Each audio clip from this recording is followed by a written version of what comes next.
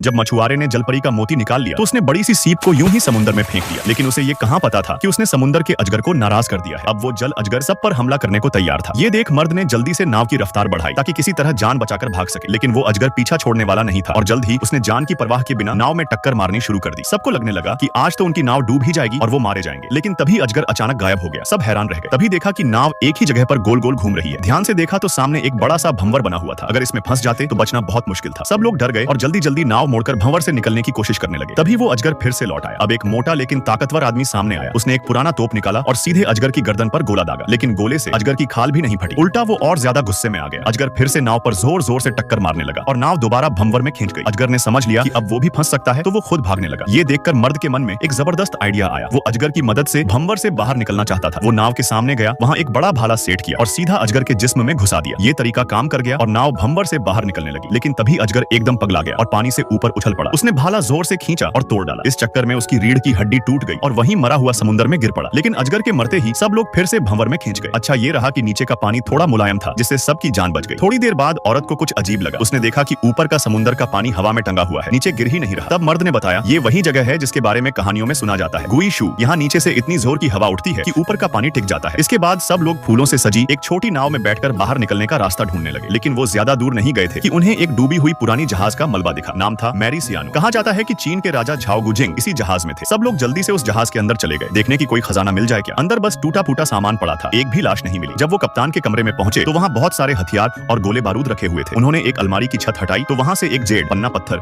की कीमती पोशाक मिली। उस पोशाक पर एक छोटा सा कीमती रत्न था, जिसकी कीमत बीजिंग के एक बड़े मकान जितनी थी। इतने में मर्द को एक छोटा सा लोहे का डिब्बा मिला। जैसे ही उसने उसे खोला, देखा अंदर सच में राजा झाओ गुजिंग थे। इसे पता था कि जो लोग भंवर में फंस गए थे वो लोग इतिहास का इतना बड़ा खजाना खोज निकालेंगे। अब तो साफ था, इस बार की मुहिम ने इन्हें बहुत बड़ा मालामाल बना दिया।